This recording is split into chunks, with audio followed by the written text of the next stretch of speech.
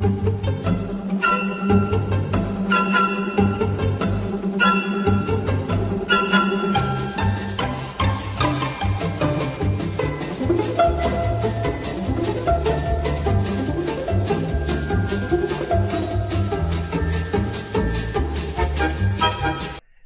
everybody, welcome back to another episode of the Satcast, but this time we're going to do something a little bit different, and I thought it would be a really cool idea if we can get all the guys who won the City Event Championships on talk about their winning decks. Now, not all of them are able to make it on, but I was lucky enough to get two awesome winners on. So, we've got George. Hello. Otherwise known as, is it Strathlamond, right? Strathlamond, yeah. Strathlamond. I keep saying Strathlamond. And we got... Like, oh, sorry, yeah, what? I was to say, it's like Scotland. Lamond. Ah, cool. And then we got Dom. The orange guy. The orange guy. You see, for ages, I've always known you as the orange guy. I'm pretty sure everyone only knows me as the orange guy. Thank you guys for jumping on. Not a problem. I've got... I've also got... I sent these questions out to Jack, who won UK Games Expo, and he won Kingsbridge. Is that right? Bridge. Yeah, he won Kingsbridge. And I also sent questions out to Varun, who won Norwich, and they've given me their answers, and they've also given me their decks. So we're going to go through. I'm going to ask these questions to, each of you. So we'll start with you, Dom. I'll go through the questions. You give me your answers, and then we'll go through the deck as well, and see if people find this. Someone might find this interesting. Well, Dom, you're very good at bringing new ones. So tell me, what event did you win? It was Manchester. You won Manchester. Awesome. So what was your deck at Manchester? It was I'll call it a quick questing Mordant deck. Cool. So, what was your? I know that there's some sideboard stuff which we can show, I can find the cards and we'll show them off. What was your main deck consistent of? Well, Mordants. Mordants, yeah. So what was your Mordants? Well, the champion lineup was the Crypt Haunter Courtier ×2. Was it the Healy one? Yeah, that's the Healy one. The Monstrous as well. Two of those. They were the damagey ones. All right, cool. And then I'd also, over time, after the first few, I'd started to take the Lord Executioner as my 5th champion. So the Lord Executioner was your 5th one? Yes, mostly because the minute I saw anyone play Chaos, I'd go, wham, here it is. I'm not having any of that ability stuff going off. Oh, yeah, fair enough. So your Lord Executioner was your 5th champ, but you basically have a duo. There was no big dudes. No, all really cheap. It meant that actually the whole list of 5 champions comes below 20 points. So why the champion lineup? Well, I mean, originally towards Warhammer Fest time, I was thinking I wanted to use more chaos-based decks. And I remember when we were there at Warhammer Fest, and there were some of the German guys that had come over to play, and one of them had Mordants, and I was there just going, oh no, Mordants are terrible. They'll never do anything competitive. All right. And then I was playing against an elf guy, and I was like, well, he's playing Mordant, so I'll get mine out and I'll give it a try. And I forgot how good they were to play. Yeah. And just how controlling and how quick they can be. As soon as you get Royal Hunt out, you just wham, dead. So I thought, I'll give it a try. And one of the guys from my community, which had got into the game, he was using this Mordant deck the whole time, which is part of why I was like, Mordants will never do very well, because I just ended up slamming them all the time. But I thought, I'll build it, I'll give his deck a try, and then I can't remember which one the first event was I used it at. It might have been, it was one of the city championships, but it managed to just about scrape top 8.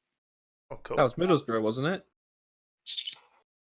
that was one where it became really important how my side deck worked. I noticed because it might have actually been Games Expo was the first time I used it, and just managed to scrape top 8.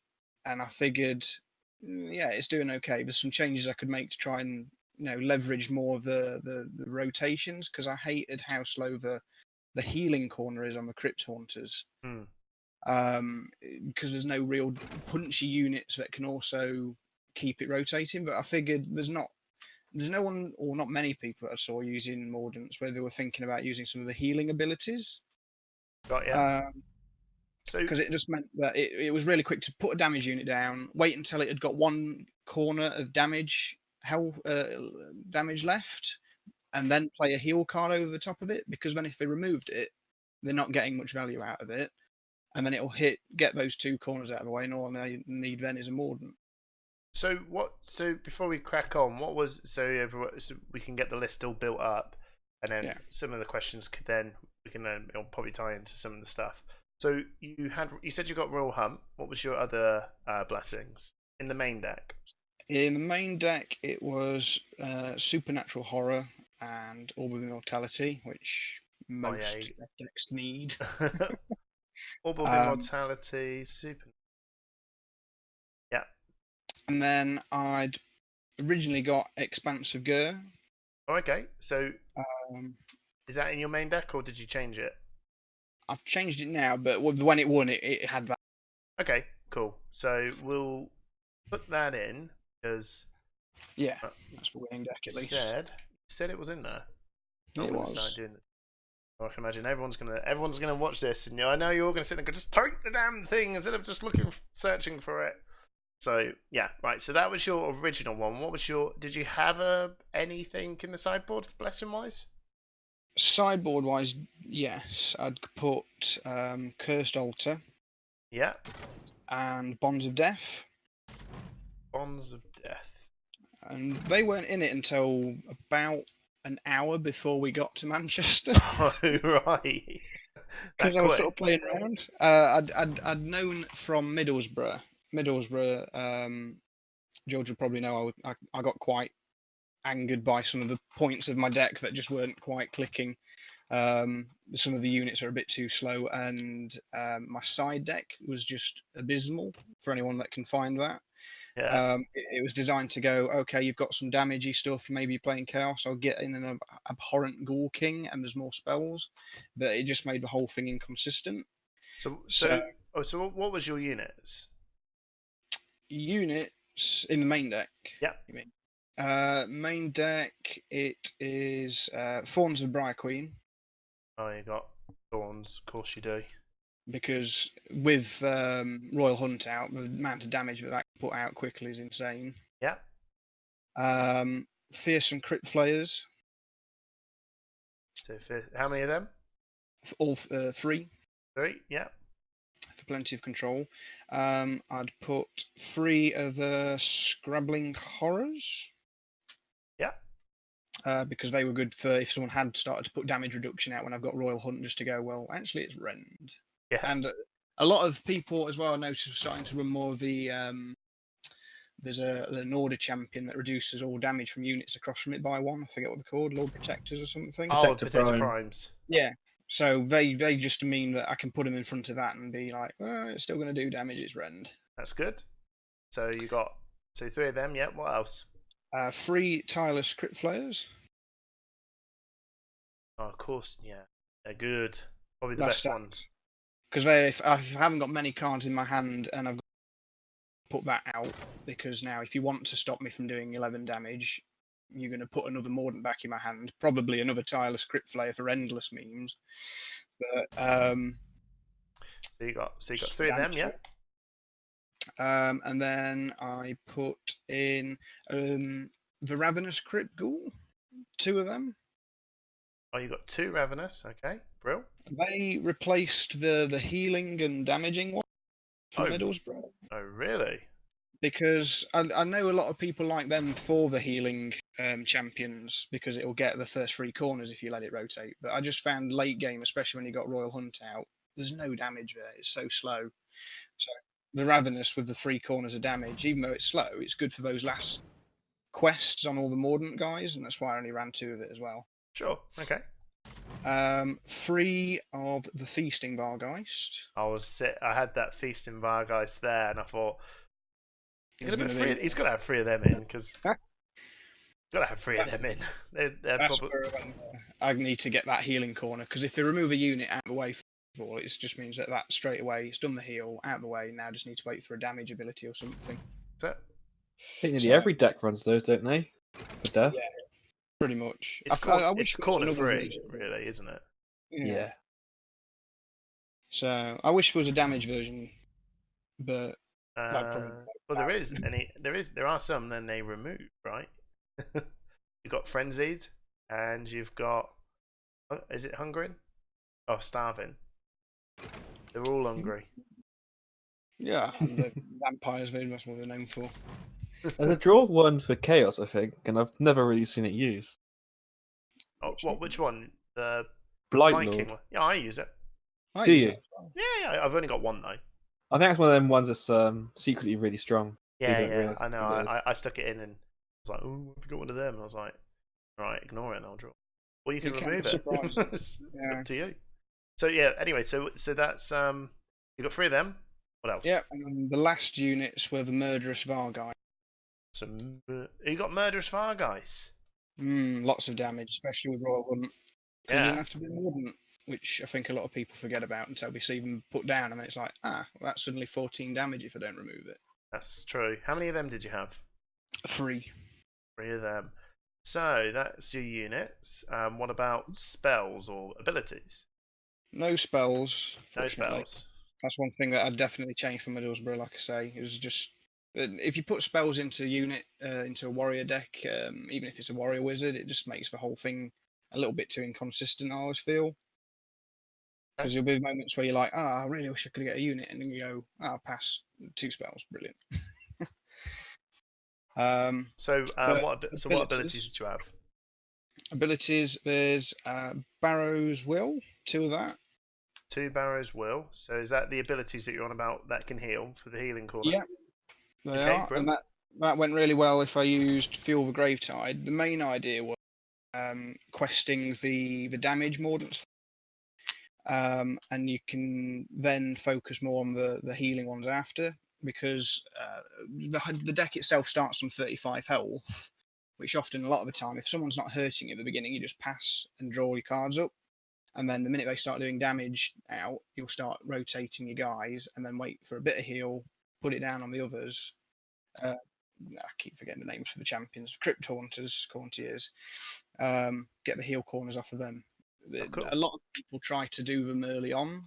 I feel that it slows down the other champions if you're trying to use the abilities on the somewhere else, if that makes sense. Yeah. What else did you have? Fuel the Gravetide. Oh, fuel. How many did you have of them? Only 2. Only 2. And that's the only removal in the whole deck as well. What? Yeah. I Don't don't need know. any more than that. Okay. It does make Lord Executioner a bit difficult to rotate. That's the only downside to it. But when I use Lord Executioner, I never intend to try and get his blessing out anyway. No, that's true. So 2 fuels, yeah? 2 Feaster of Souls. 2 Feaster of Souls. Right, okay. So It's a bit of an unusual one, I think, Yeah. for most people. But it works very well against a lot of Chaos players. Okay. Especially when they're trying to get a lot of fast damage out when they've got something like UBL. And they're going, right, I'm going to put down, is it Insatiable Blood Reaver or something? Is it the X3 one? Yeah. Oh. The 1313. Yeah, the last stand guy. The long Yeah. one. Because then they'll put that down, 1 damage to yourself, and I go, well, put it back into your hand, and you're going to have to do another damage to yourself before you do anything with it. Yeah, that's a good shout for that.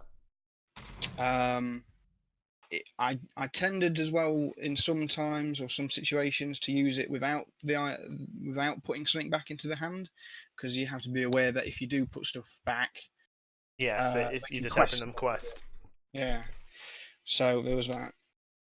Yeah. And the heal for the corners again. Of course, yeah. So help the healing for the Crypt Hunter. Yes. So so you got 6 more cards. What are they? Well, they are some of the best ones I felt. Or thought. Yeah. Vigor Necris, 3 of it. So you got 3 vigor.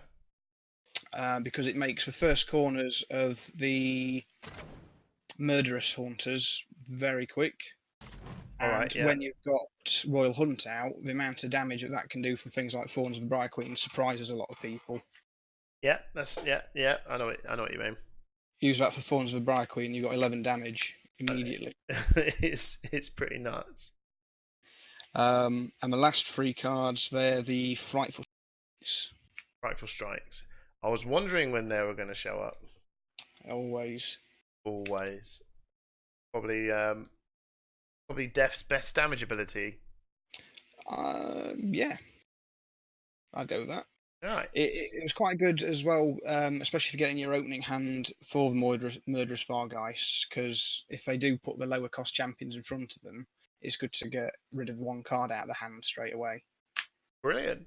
So we've got 2 Crypt Haunter Courtiers, 2 Monstrous Haunter Courtiers, Expanse Gur, Yep. Orb of Immortality, Yep. Supernatural Horror, Royal Hunt. I just love that name. 3 Fearsome Crypt Flayers, 3 Feasting Vargeists, 3 Murderous Vargeists, 2 Ravenous Crypt Ghouls, 3 Scrabbling Horrors, Thorns of the Bright Queen, Tireless Crypt Flyer, 3 of them, 2 Barrows Will, 2 Fester of Souls, Feaster. Feaster. I'll do it because it sounds eaty.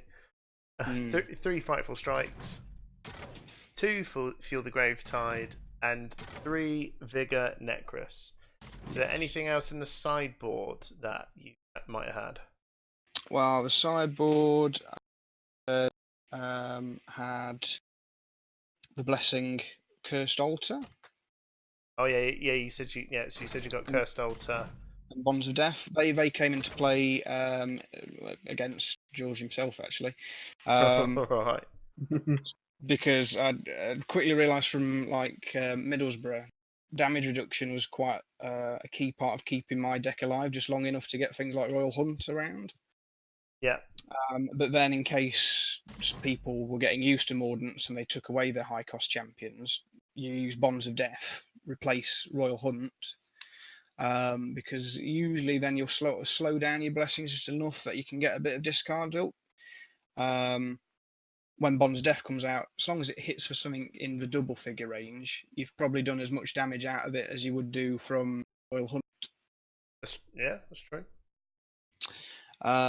So anything else? So is that the only things in your sideboard? They were the only blessings. The others were Cursed Strike.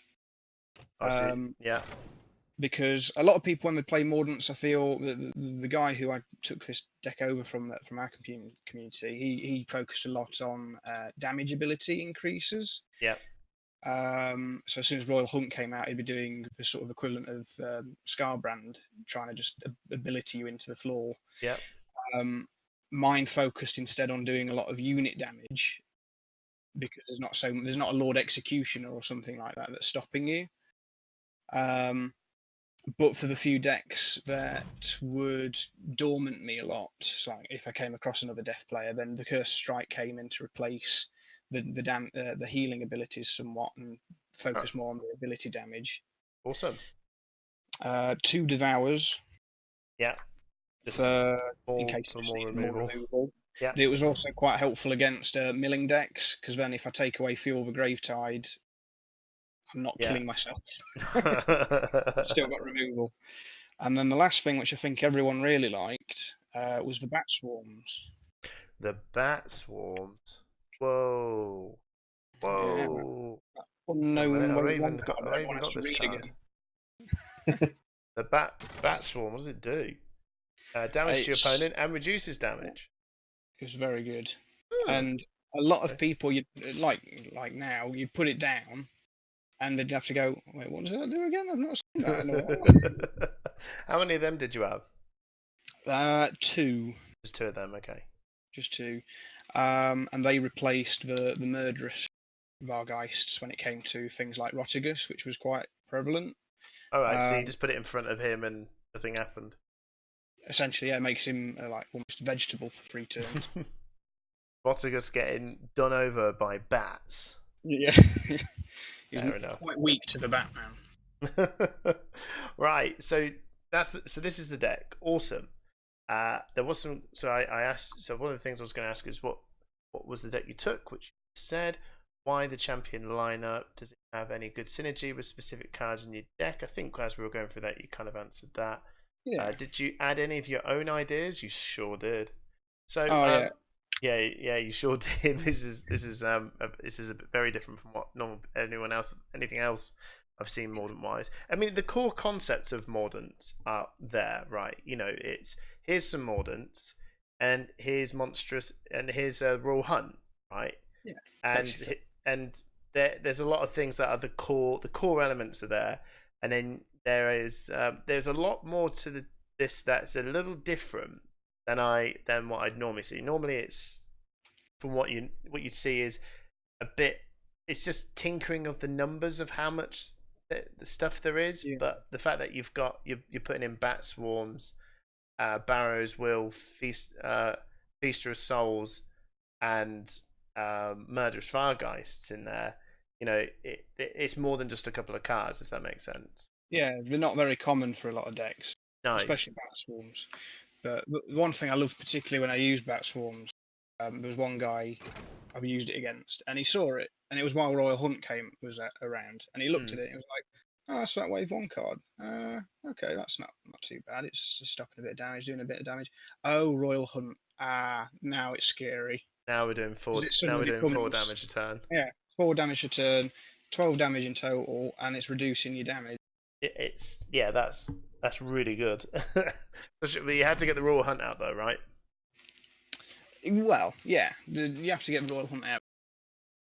Right. So focused on was having a unit that could get the unit rotate, and then later on, so long as you get the middle ground out way, it will do the damage rotates as well. So even if it wasn't a particularly damaging unit, so long as it can get the 2 corners out of the way for the blessings, that's what it focused on.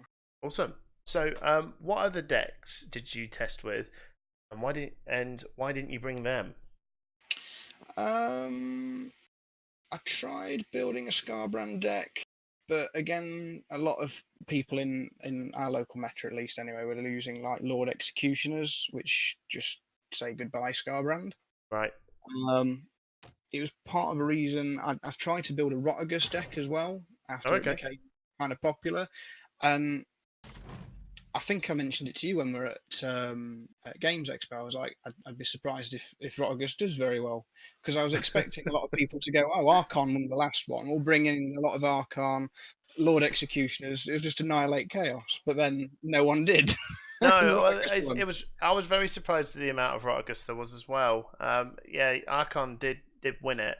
Yeah. All right. So you were building Rotigus, but in the end you settled with Mordants, yeah. A lot of people, they'll run decks that revolve around one big guy, and they don't want to take that out for anything, because then the whole deck just falls apart. So it almost guarantees that you're going to be able to do something with Royal Hunt. That's but true. Then, in the later ones, when the people realised I was making top 8 with Mordants, it seemed like there was more people coming to Manchester with a lower cost alternative. Yeah. I think it's generally something people should consider sideboarding more often, because Royal Hunt is a thing, and even though it's one blessing that could be flipped, if it's flipped, you're in trouble, right? And like we're saying, if that one game in the cut is what you need, you know, you just happen to have a way of just shutting down one of their strongest blessings, and it doesn't affect you too much, why not, right? Yeah, exactly. And it's one of those ones as well that it's only like more than stuff. There's not going to be much, but it's the fact that the blessing stays there forever. So if they can't kill you, you can guarantee that the amount of damage that my deck puts out, at least it'll kill them. Free. Yeah. How long was the journey? Did that have any effect on you playing that day? No, we're not that far away. I think it must have been 2 hours, maybe, journey-wise. Too bad. Yeah. So, I mean, it's a little travel, but it was kind of a fun little road trip. Yeah, fair enough. I mean, oh yeah, go on. your top 4 game was questionable, if I remember correctly, Dom. Oh, well, that wasn't related to travel. That was related to just general. I think that was fatigue for both of us. Oh dear, was it one of I them? I don't want that to go online. If the minute we see that game online, we're just going to get ripped. It was awful. We played bad. We played very badly. Is it a thing just between you guys, or is it or is it shareable for the world to see? It's going to be very visible for the world to see. Yeah, it's been recorded. It must be. So it must be out on. Well, it is out because Barry's done all the YouTube stuff. So guys, he's only done Middlesbrough. He's just moving to Manchester now. Oh, sorry. So this is. Did you win Manchester, Dom? It was, yes. Oh, sorry. There you go. This is how much my memory is. So, guys, keep on top of the YouTube. Follow. I think it's Guardians of Tyr on YouTube. There's a chap called Barry. He's putting out all of the videos. So keep your eyes peeled for Orange Guy versus Strath Lomond and prepare to laugh with popcorn. I certainly will now. We'll be laughing. We'll be face palming. It's hilarious. It's the first game is the most embarrassing game in my competitive play. I don't know. I heard Mike's is questionable. Okay, Mike's got he's definitely got more points on me in terms of consistently doing terrible plays, but no, not terrible plays. I think there was a game where he lost very, very quickly. Yes, there is a game where he lost very quickly. He lost on turn 3. Oh, turn 3 he lost with 30 HP left. He had 30 HP left. Oh Jesus! All right. Well, anyway, so question. So we did the how long was the journey? What do you reckon to the reveals so far that's been revealed? Well, the Mordant guy's made me very happy. He's a direct upgrade to Scribbling Horror, isn't he? Yes. It'd probably replace Murderous Vargeist for me. Oh yeah, in your list it would for sure. Yeah. So then you got as much Mordant as you can get in there that does quick damage. Yeah. Last question I just want to ask is your final thoughts of the tournament. What did you reckon? So the organisers, is there anything you would want to do different? Just anything really? Well, I think Clyde and David do a very good job. We've had Dave at Distinct Gaming that we play at in Belper. Yeah. When we did the pizza night, and they're just so friendly. And it feels like in terms of the event, there's not much I could think of that would improve it. The community for champions, I've been quite vocal as being one of the best that I think is out there. Also. Everyone's just so supportive and friendly. You can't go wrong. Awesome. So, is there anything? So, there's nothing you would have thought you would have done better. It was the perfect event. Yeah. Besides banning grots, I think. I have to say there's a couple of things in here that are very interesting. I can imagine everyone's going to have a look at this list and go, I probably wouldn't have this, or I probably wouldn't have that, I probably wouldn't have whatever, right? But at the end of the day, Sky won an event with it, right? So I think that's going to be the same for every deck we're going to go through. All right. So definitely. Dom, well done. Congratulations, sir, for being the master, the champion of 2019 Manchester. Right, so we've gone over to, we're going to do Varun's deck now. So I sent him out a load of questions, and he has sent back a reply to each of the questions. And obviously, he's not going to be able to go in depth with a lot of the card choices, but we can all comment and say. So I'll go through them all with you guys. So what was the first question I asked him was, what was the deck you took? The deck was called Wood Elves. It consisted of 2 Lochian Princes, Volturnus, High King of the Deep, and a Spiteful Branch Wraith. Spiteful Branch Witch. Sorry. I didn't get a sideboard, but I don't think he even. No, I remember he didn't have a sideboard. He didn't know. He made it all up, I think, just before the event. No, he didn't make it all up in the event. I know because I was. This is a deck me and him were practicing with for about 2-3 weeks before the event. So yeah, no, he was someone that's been testing this for quite a while now. Just as a little bit of a back history of Varun. He has been playing a lot of LCGs prior to this. He's someone that I talked to quite a bit. He's the world champion. Well, he is. He still currently is because the game is now discontinued. He's the world champion of Warhammer Conquest, the LCG for Fantasy Flight games. Wow. Yeah, and he's won a couple of nationals as well. He was a huge top dog in the UK meta. He come up. He's the master of jank, and as you can probably see with this list as we go through it, he doesn't follow the conventional norms. He does his own stuff, and clearly it works. So yeah, he's been doing a lot of card games prior. So when he won it, I was just like, yay! I thought he would do well. And so we said, well, you should do well, but you know, there's going to be some really good players, and Chaos is probably going to screw you over. And he's like, yeah, probably, and then he just texted me, said I won. I was like, oh, how did you do I it? remember he dodged the Chaos in the cut. Oh, he dodged. Well, there you go. Then sometimes that matters. That matters. I dodged you in the cut, Strathloman, I think on every event. Yeah, I don't think I've played you in a cut yet. No, I've played you in nearly every single. No, I missed you in the Northampton tournament as well. So yeah, I completely just did not play you at all. So there you go. Hope that'll change in Milton Keynes. Yeah, I'm gonna get my handed in that. Right, so he's got 2 Legion Princes, Spiteful Branch Witch, and Volturnus. His blessings are Anrakir's Claw, Divine Blast, Expanse of Gur, Frenzied Order. His actions, he's got 3 Flowering Dryads, 3 Razor Shell Harpoons, 3 Screeching Spite Revenants, 3 Sweeping Numerati Fools, and 2 Swift Numerati Reavers. He's got Light Sigmar, 3 of them, 3 Righteousness, can't pronounce that. He's got 3 of them. He's got 3 Blessing of the Forests, 1 Silent Communion, 3 Trample, and 3 Triumphant Smash. What do you guys reckon? It was unexpected. It's unexpected. Now, I remember him. I'll go through some of the questions because he might actually say this in the question. Because I remember Spiteful was a really, really important pick for him. So the second question was why the champion lineup? Does it have any good synergy with specific cards in your deck? Purely Quick Quest.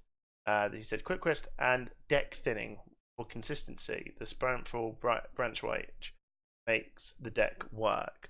So I remember when we were testing, he would put down. So anytime he would put a card down, he could just help thin. You can get rid of one of the cards to then draw a card. And sometimes there was just cards he didn't need. For example, and Flowering Dryad and Screeching Spite Revenant just synergized with that really well.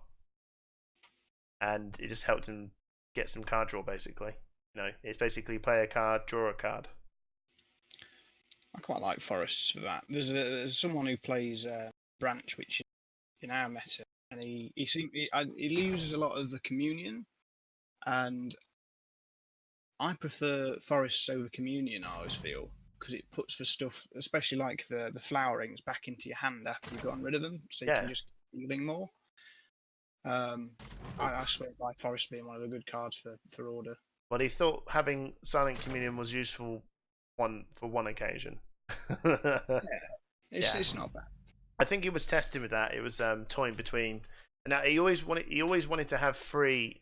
I think it was toying with basically having how many Blessing of the Forests wanted in there, and in the end he just was like, no, this is the advantage you can get from the card draw for just doing it is really, really good. So yeah, and the third thing I asked him was, did you add any of your own ideas, or was this tried and tested deck from online? Which is out of the box jank. Most people there were really intrigued by what it was doing, which was nice. And yeah, he tested the deck with me quite a lot. I think this was slightly born out of an idea that another chap, Sherlock Clones, was playing. Me and him were playing, and he had a order deck, and then he said, "Oh, that's cool," and then he just completely did his own thing. It ended up like that, which was good. And then I said, "What other decks did you test with, and why didn't you bring them?" And he he said, "Not much. Didn't test really much. Considered Blood Slime, which was the deck that I was testing him with. But after prize pool controversy, wanted to do something different and see if it would work. And it did." Yeah. So side deck list. Why you chose them, and what were you expecting to face a lot of? So he said, the lack of spike damage meant double sacred was going to be trouble, and that ended up being my Swiss loss, which I then beat in the final. So side was anti-heal, like also he did have some sideboard stuff actually. He must have had, I think he put in impenetrable hide. So side was anti-heal like shield. Also the Marathi Thrall replacement for champion lineup was with no 2 or under, and the sideboard champ, I don't even remember his name, for switcheroos with Slimex. Oh, I think he brought along champion that moves people around, Lord Aquila. But I don't think he used it, just because I think he was worried about the Slimex Bloodthirster thing. So you could switch it round and put it in front of his Spiteful Branch Witch, so he can light a Sigmar it. Oh, okay, that's interesting. Yeah. So then I said, how long was the journey? Did it have any effect on you? He literally lives down the road from the place. So so down the road, otherwise I wouldn't have been able to make it. Question 8. What do you think of Manfred and the spoilers? And he says, I haven't played any champs since or got around to looking at any new reveals, which I know for a fact he hasn't looked at much. But he will. He'll come around. And the final thoughts of the tournament. He said the PlayFusion guys were great, even if there were a few hiccups with the start time, the app updating properly, etc. The other players who travelled from elsewhere were also really nice to play against and chat to. Lots of laugh and exchanging perspective and ideas. So, there you go.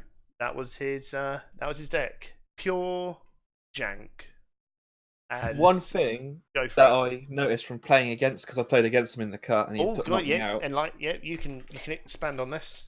One of the strongest parts of his deck was the fact he could play a spell, which would then deploy a unit onto his Lockie Imprints, and then draw a card from deploying that unit. So he almost got a 2-action benefit from that, saving an action from deploying and gaining an action from drawing a card. Yeah. While also questing Lockie Imprints.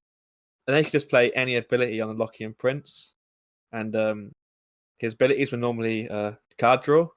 So you just get more card draw. It must have been Silent Communion or something. It was Silent Communion he was using against me against it. Yeah. And that would pick up 2 more cards. So he would start a turn, 4 cards in hand, and he would effectively play 3 cards and end the turn with 5 cards. He's very, very good at knowing the efficiencies of doing so. So when you play something, what's its worth? So when he's making all this stuff, there's like a value to it and everything. So when he was helping me with the Rotigus deck and putting in Rejoice and Slaughter, it's those sort of things. I said to him, if you're putting down Rejoice and Slaughter and then playing the remove card, is that worth it? And he would answer as well, yeah, it is worth it, because even though it cost you 2 actions, doing those 2 things resulted in you drawing 2 cards. So it's a very action efficient move. And then if they leave Rejoice and Slaughter and you've got another removal, then you're laughing, right? Yeah, it gets crazy when that happens. So yeah, so for him to come up with something like that, it's definitely. I don't think. Basically, he was the first winner, and I don't think I've seen anyone play his deck because I think everyone looked at it and went, "I think I could make something better," and that's fine. You probably could make up something better, but this is. I feel it's you know when sometimes someone makes a deck and it makes sense to them. I think there's a lot of that in this. I could play it and I can understand it, but then there's always this feeling of, but why would you put this in? Maybe I'll put this in, and that's fine. But this is something that all the stuff that he put in here just made sense to him. I bet you that he'll probably change his mind on a few things going forward. I just think it's almost as crazy as putting Growth for Gyron in. Oh, putting in what? Growth for Gyron, the blessing heal one when you put a unit down. Oh yeah. I remember you had that in your Gordrat list, and I went. Oh, yeah. The second I saw that, I went. It was so annoying. No, I saw that and went. I think of one because that's what I thought. No, but the guy ran. I don't mind about that. No, but it came at such a late time, and I was playing. Was I playing Scarbrand? Yes. Yeah. There's no amount of healing I think you could done at that time. That would have saved. It, like, super early against me, and that's why I was like, oh my god, this is horrible. Because every guy you put down, he just get ding ding ding. Yeah, because Gordrak would just turn around and do like a couple of damage, right? But you have to do the big move, the burst. That's the burst. That's the win move. If you don't do it, there's not anything that you can really do to just keep nailing that big load of damage. Whereas Chaos, if they have that turn, it's just here is 4 turns of just the dumbest amount of damage you can imagine, and there's like healing 2 and stuff. Like if you've got UBL, it's just not enough, right? No. But fair play to you, mate, for putting that in. Yes. So that's Varun's. Now, George. Yes. And what did you take to the event that you won? What event did you win? Middlesbrough. You won Middlesbrough. And what did you take to Middlesbrough? I took Grots. You took Grots. What was your champion lineup? So we're gonna do. What did you got? What did you have for your champions? I had Scragrot the Loon King. Ooh, love this guy. Yeah. 2 Glareface Scaremongers. Ooh, of course you did. A Riptooth Mega Boss. Yeah, he's a bit of an auto include for pretty much all destruction, right? Pretty much. If you can fit him in, you fit him in. Yeah, if you've got 5 points, he's the guy. He is the man. And what's your sideboard? He's Cunningrot Shaman. Well, 5th champion. It's kind of he was kind of the sideboard. All right, so Cunning was your 5th champ. What was he replacing? Riptooth Mega Boss. And why would you replace him with Riptooth Mega Boss? If I was against Chaos, so if I was against a Chaos list, I could sit him between 2 Glareface Scaremongers, and he can sort of save me from the massive hits. Fair enough. And if he removes, they also take a damage, so they keep taking damage every time he triggers. Oh, there you go. Cool. Right, so your blessings. And Rahir's Claw. That's a name I have to remember because I call it different things every time. And Rahir's Claw. All right, okay. Well, we only have to say that once, so because it's in. So you got that one. Might of Gork. Torbad's Ride. That's And Smash and Bash. Smash and Bash. So I'm searching for it when I can just type it, everyone. Smash and Bash. Real. Okay. Any sideboard stuff? For blessings or general? For blessing sideboards. Yes, there were 2 blessings in the sideboard. There was Here We Go. Yeah, oh, okay. How come? So that was anti-wizard tech. Yeah. So that would have replaced likely the Smash and Bash. Yeah. For doing this almost the same job because the spin's not a big deal. It's just the damage I care about. Yeah. The 3 turns of denying deployments of spells is quite strong in that scenario. Yeah. Did you actually get to use it? I didn't use it once, no. No. Because it's one of those ones where you can go, I bet there was a wizard, and you probably went, I could probably just beat you up anyway. That No, was what I ended up realizing was it didn't really matter because I was so much stronger than a wizard list that yeah. here we go, it just wasn't worth it. That's so. Here we go. Here we go. That. And what was the other one? Expansive Gur. Oh yeah. Okay. That's And was there a time you used that? Yes, that was used against healing trees. Yeah. Good shout. What would that replace? I think that one replaced Smash and Bash again Oh really?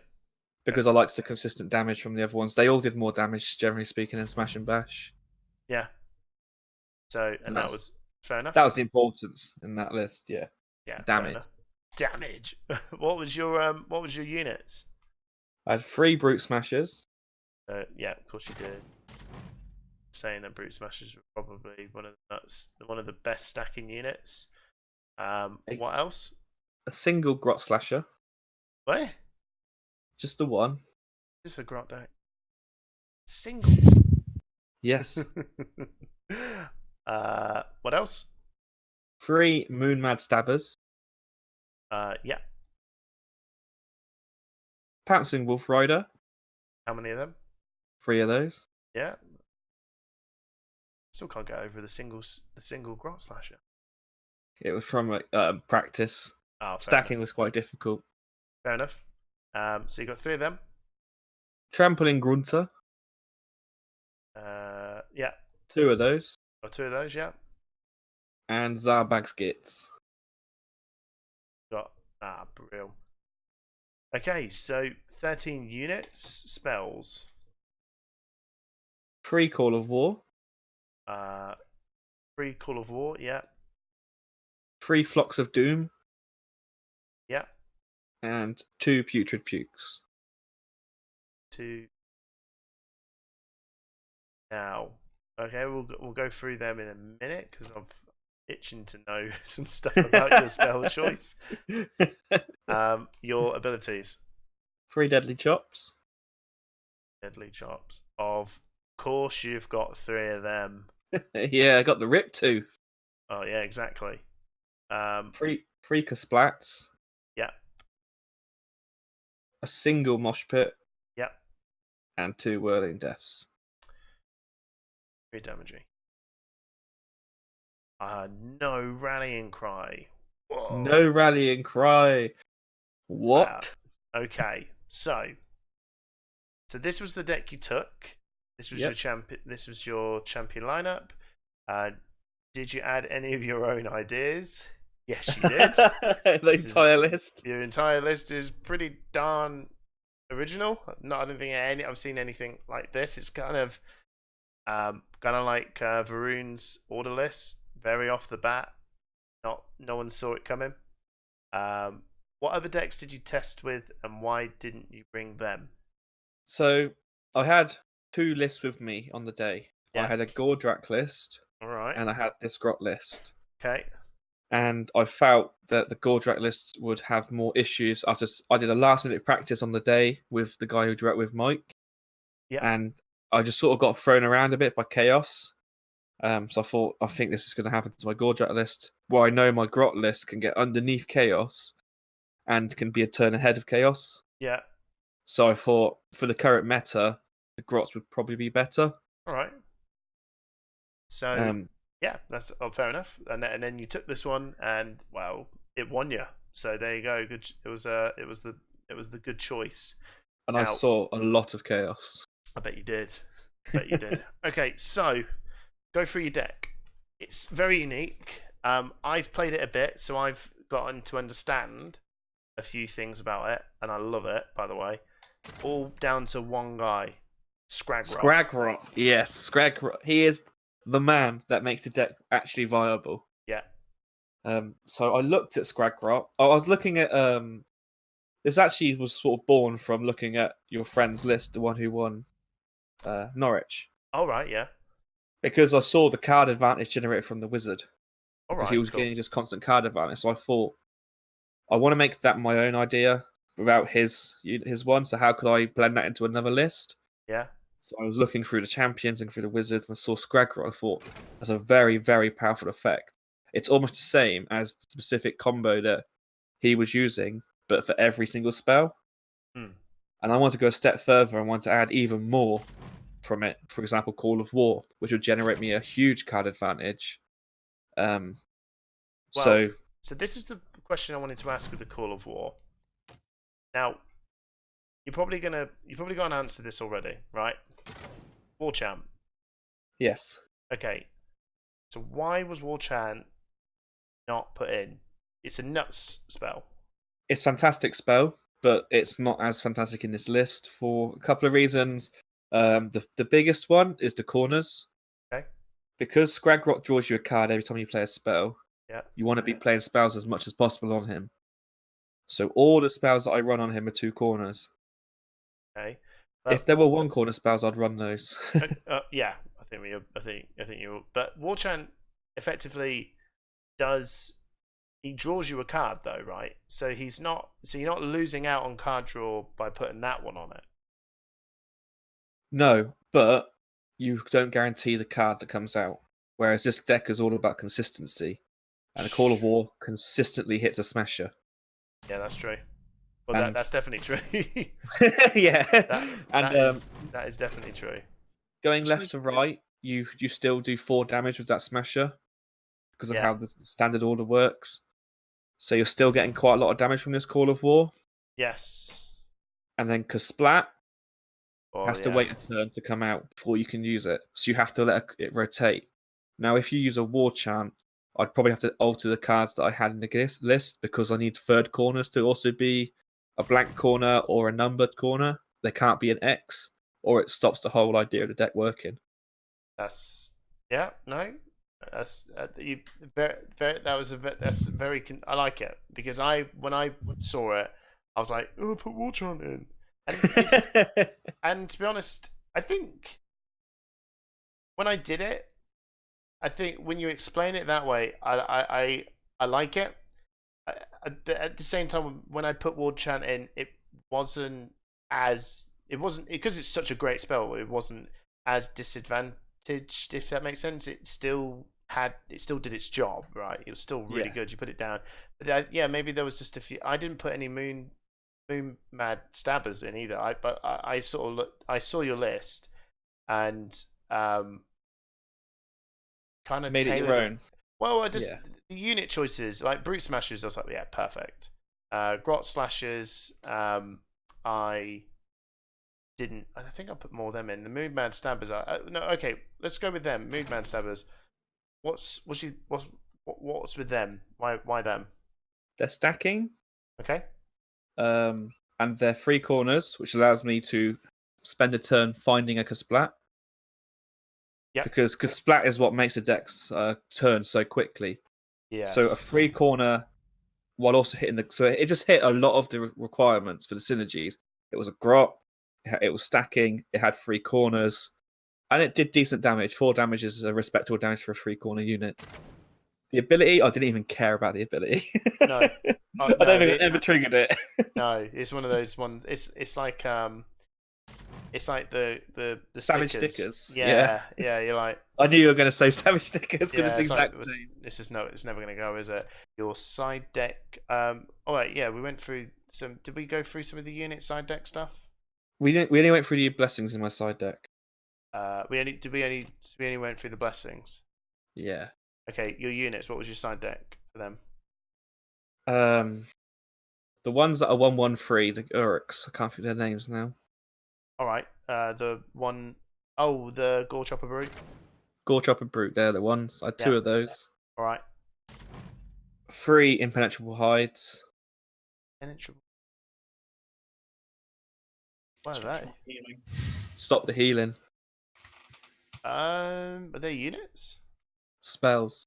Ah, that was the penetrable hide. Yeah. And 2, I want to say Might of Gork. It's the Gaze of X. Mork. Gaze of Mork. Is that the X4? Yeah, and the one that removes a unit. That's the one. Yeah. Did you use them? I did use Impenetrable Hides, and I did use the Gaze of Mork. And so the impenetrable hide, I assume you use that for the healing trees. Yep. And Gaze of Mork? Chaos. Is that to what would you remove? Anything to remove a corner. It just helped me get his quest round, which is something that I wouldn't normally try and do. But if the opportunity arose, I would go for it. Yes. Also, if I knew that I was not likely to get the value from a putrid puke, Gaze of Mork would do the same job for 1 more damage. It's fair. No, that's a good shout. Good shout. So how long was the journey for you? Did it have any effect on you? It was about 4 hours. All right. Did it? So that's fairly. That's pretty far. Pretty far. That was pretty far. And what was Did it affect you? Well, obviously you won. But did it affect your day at all?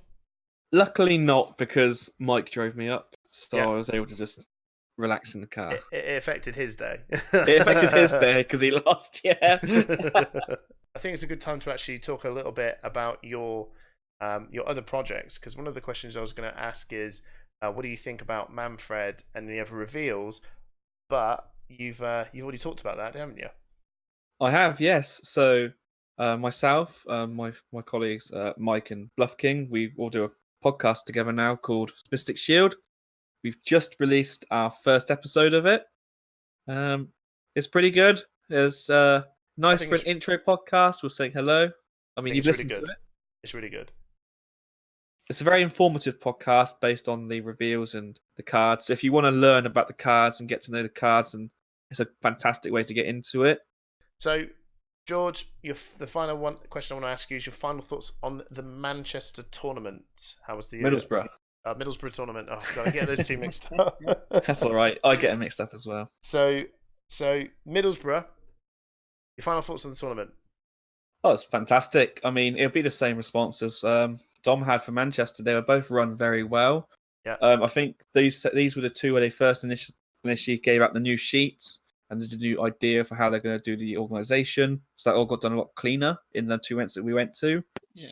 And it worked really well. It was Awesome. it was a good day in general. Awesome. Is there anything they could have done better?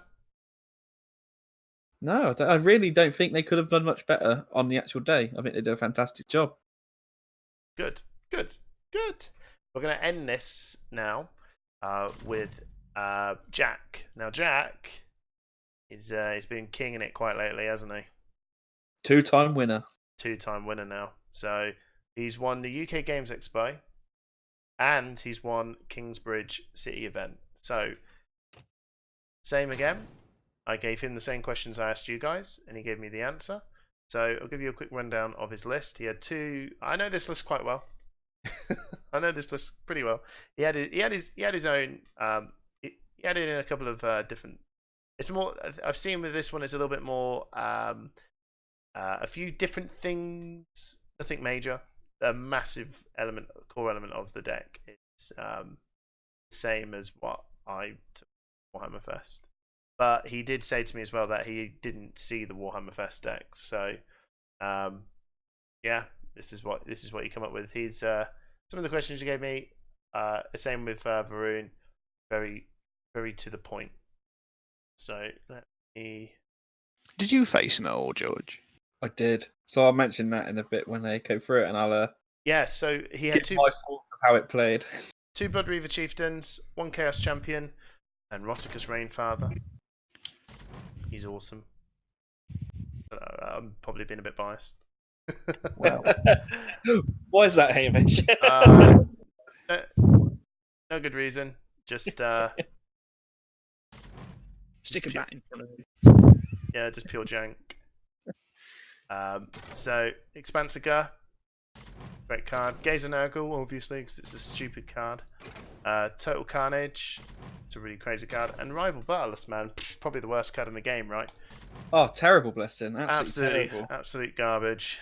Didn't cost me both games or anything. Well, I basically, when I put it into Warhammer Fest, I did it to challenge myself. Because it was that bad. I thought, well, got to give myself a challenge, right? Make it harder for yourself. Put UBL in. I mean, the fact that it says highlight allies just makes it worse. I know, so any damage. Every lane. On every lane, no matter where it comes, no matter what lane, I mean, absolute garbage. So, 3 Blood Fury Wrathmongers, Eyes of the Nine. I think he, at the time, was one of the first. He was he chucked Eyes of the Nine in. Now, when I went to UK Games Expo, I also had Eyes of the Nine, but I sideboarded that card and just never used it because I was running with Bloodthirster. No point having Eyes of the Nine looking for spells with Bloodthirster. But at the same time, searching for your top 3 cards and rearranging them is really good. 2 Fanatical Skull Fiends. I didn't have them. I went to Warhammer Fest, so this is something a new addition you put in. Good one. It's a good shout. 3 Fearless Gorgrass, 3 Gorslick Skull Reapers, and 3 Insatiable Blood Reavers. He's only got 2 Rejoice and Slaughter, and when I took mine to Warhammer Fest, I had 3. He only has 2. He only has 2. Oh, I know. He said. Guess how many times I saw that card? Well, there you go. I mean, it's one of those ones I look at thinking, well, you want to pull it, and he goes, yeah, but if you pull another one during a Rejoice and Slaughter, it's awful draw having 2. I sort of know what he means by that. If you've got 2, you're like, ugh, you don't want 2. I want understand one. that completely. Yeah. It's got But 3 you need blood to draw it, which is the hard part. It's just need to balance, draw isn't it? That's it. I would rather have 2. I'd rather have 2 than draw none.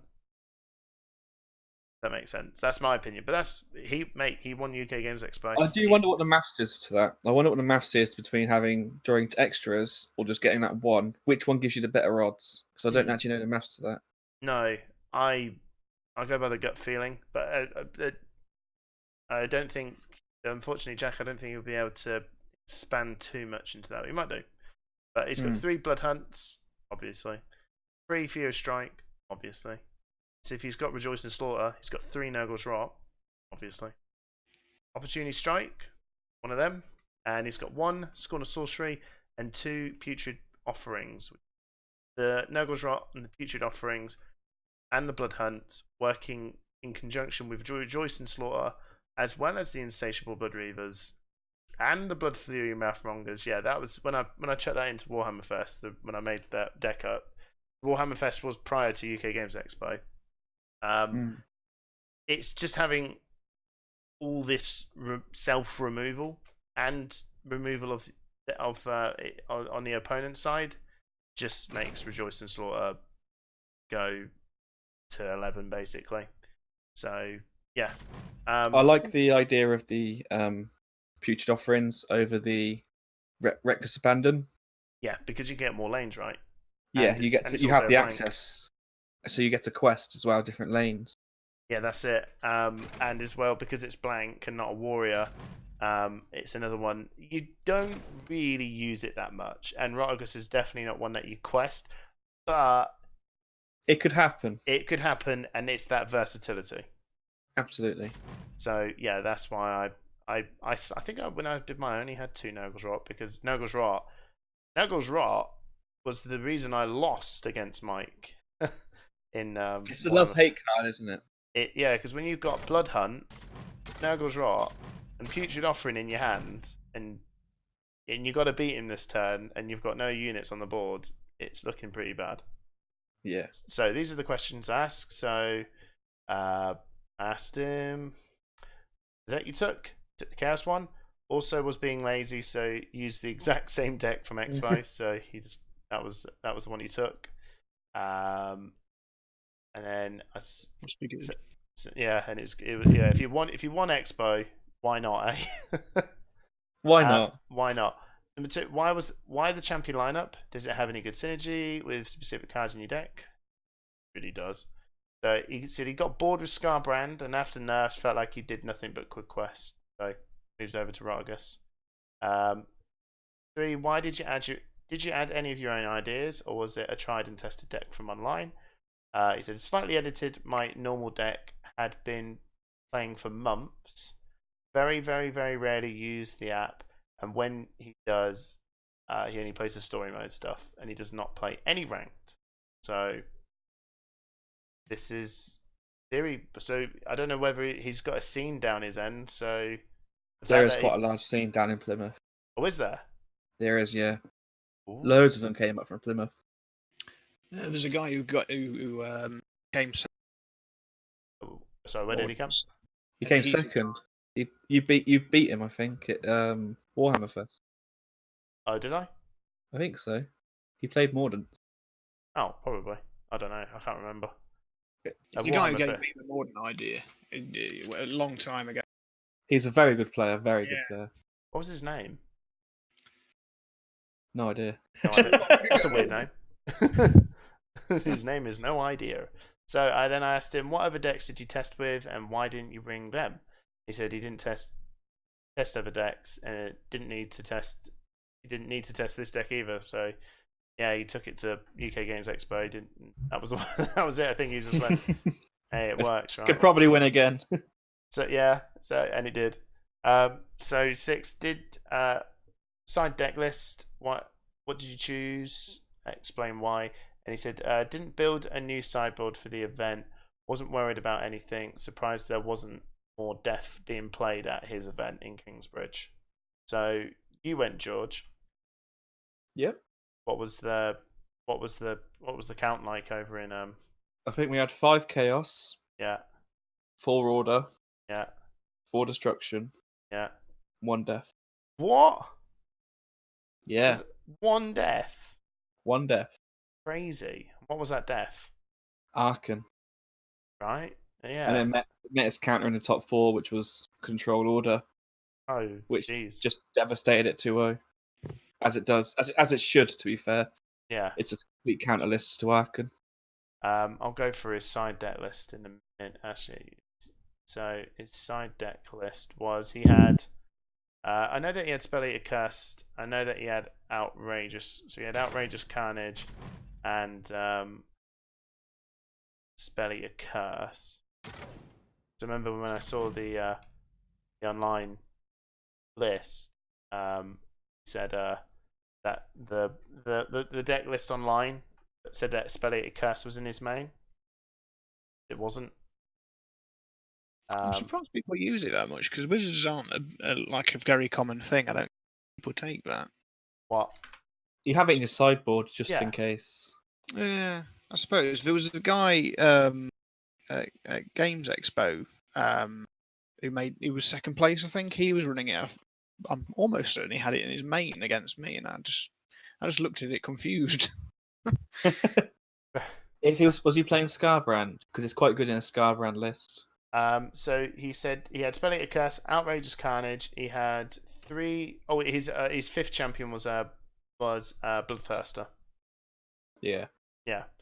And he had 3 Demonic Furies for the Bloodthirster just to help him in that. He had 2 Reckless Abandon, and another Scorn of Sorcery, and another Putrid Offering, just for min-maxing, I suppose. Just to pick for whatever one he needed for. I can imagine the Scorn of Sorcery would take out Opportunity Strike, put in a Scorn of Sorcery if you use a wizard. If wizards, right? Yeah, I'd imagine so.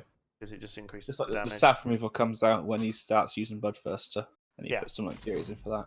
But then at the same time, I think I don't know whether he swapped up to Bloodthirster or not, because I think half the time you tend to. He didn't drop a game, so I doubt he swapped it.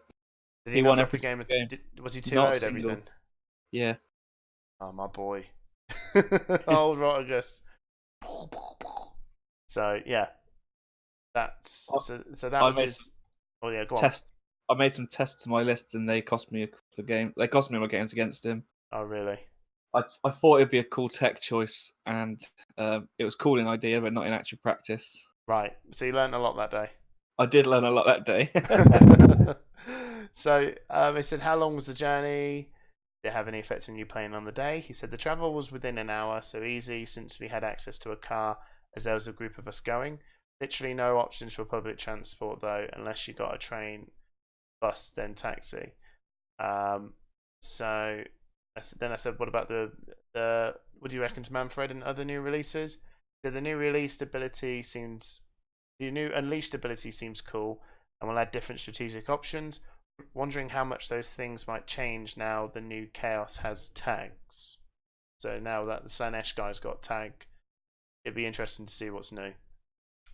And then I said, final thoughts of the day. So the tournament ran smoothly. The staff travelling around country are doing a good job, and you can see that they care. Yeah. So That was Jack's response. So, here are your 4 winning decks. We've got Jack's, we've got Dom's, we've got Varun's, and I'm going to name yours. So, I had to put A so it can be at the top. We've got a Dom, a George, a Jack, and a Varun. Right. And you know what I've noticed, as you can probably notice, everybody, we've had 4 city events. We've got another 2 more coming up, but death, destruction, chaos, and order, they've all won one. So there's not a single, like, it's not all 4 of them are chaos, which I think a lot of people expected that to be. Or maybe, 3 chaos on 1 death, or, everyone just thought it was just going to be a chaos and death run. But the fact that George, you managed to pull through with Scragrot, of all people, and Varun pulling through with this absolute jank, fair play.